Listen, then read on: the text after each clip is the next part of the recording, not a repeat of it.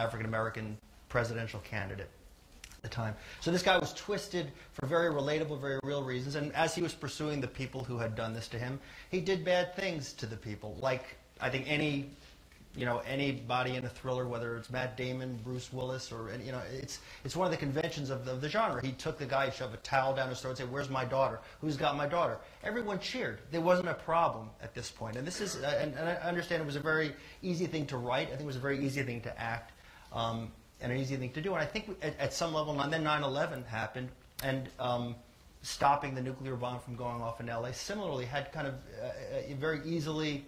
And uncomplicated. And I'm talking about just dramatically. It was a very sort of easy thing to wrap your head around, an easy thing to watch, and an easy thing to root for.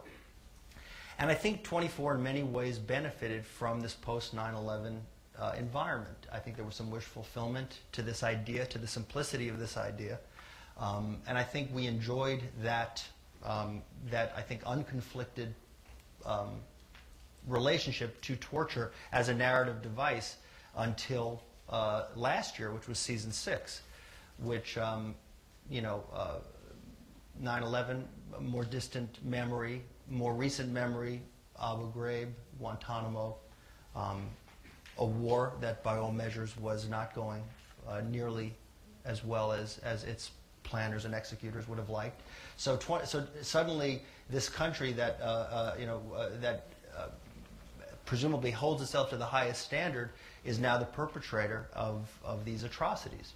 And we as storytellers got, and then we were now not only accused of having, aside from having terribly bad taste and telling bad stories, we're accused of actually being mouthpieces for this administration's, conduct in the war on terror.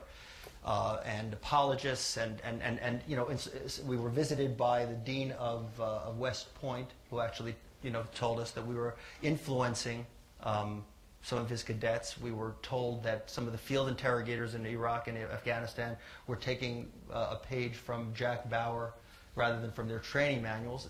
Meanwhile, by the way, the general from West Point was a tremendous fan. There was a very interesting conundrum there, and wanted to meet Kiefer as well as reprimand us, but at the end, so the truth is the show was painted, and it kind of is a long-winded way of me trying to get to what challenges we face narratively in this, our 7th season, kind of having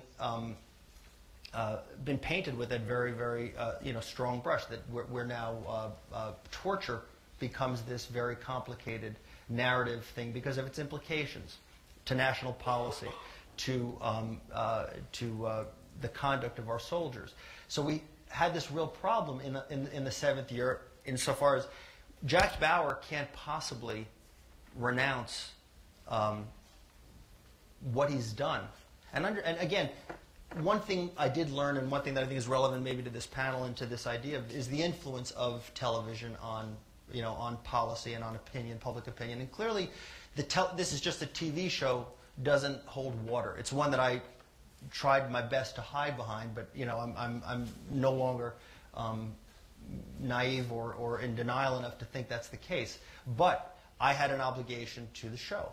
We had an obligation to tell the story about this guy Jack Bauer, who did these things, who did the same things that Bruce Willis and Sylvester Stallone did and do. I don't know if anybody even saw Fringe last night. Did anybody see Fringe? I watched. Well, there was one moment where the guy, there's a little torture scene, but in it, you'll notice it was kind of just. I don't think anybody wrote any articles about it today.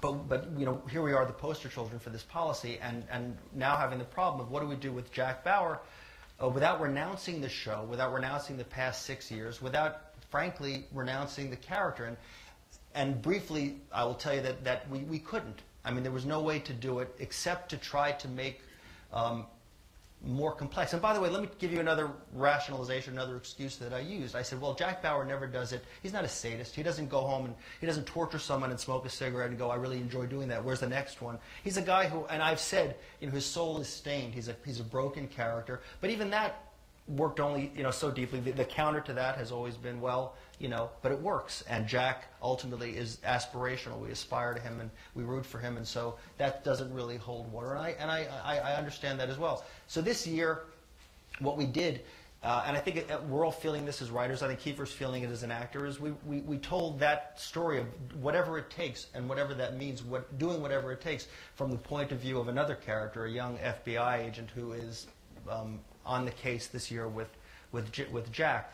And at best, what we could do is make Jack think a little bit. We've populated the series with characters who can, I think articulate the debate to the extent that it is a debate much, much better. And you saw that a little bit with the senator, who's not a buffoon, who's not a fool, but who really articulately occupies the other side of that debate, of that issue. And Jack, who clearly feels conflicted, and I think my point only is that Jack now was a sort of an unequivocal hero with all the tropes of the hero in the first year, now in our 7th year, and with the sort of weight and the filter of current events, we have made, I think, a hero who's a little more conflicted, a lot more complex, and frankly, a lot darker. I think the things that he carries around and the weight he carries in the world isn't quite so clear. So anyway, that's sort of the sort of nickel tour through Torture and 24. So I'll take questions later, but thank you. That's it.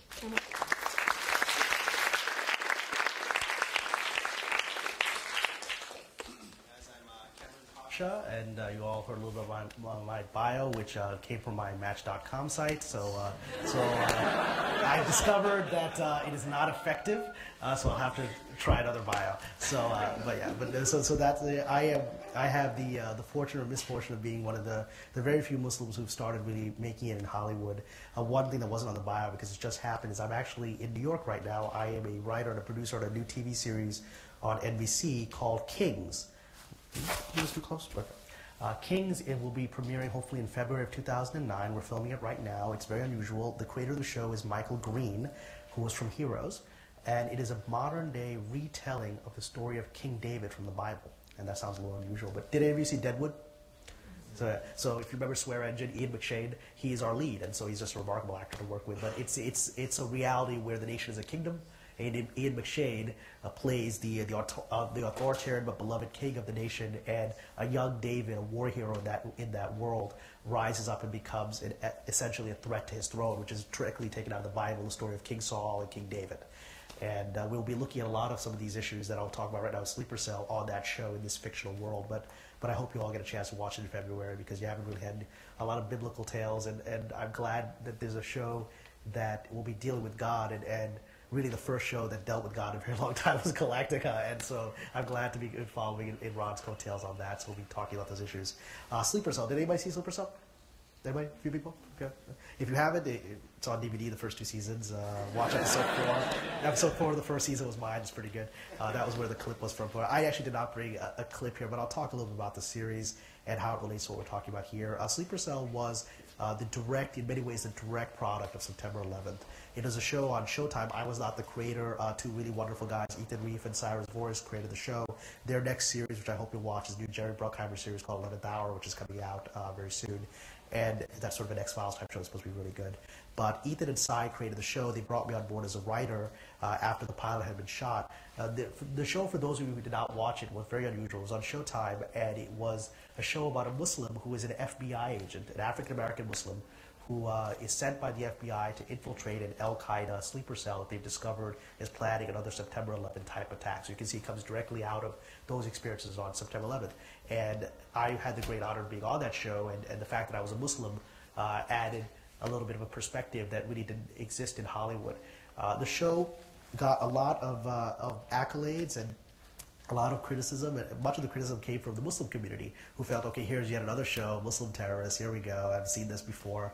But it was interesting. There was a generational divide. The older generation, my parents' generation, were very upset with the show, saying, oh, here we go.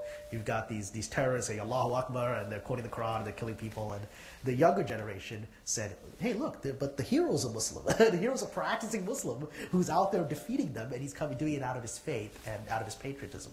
So that was the essence, the conflict within the show. We dealt a lot with torture. It's impossible when you're dealing with a show looking at Al-Qaeda to not look at those issues.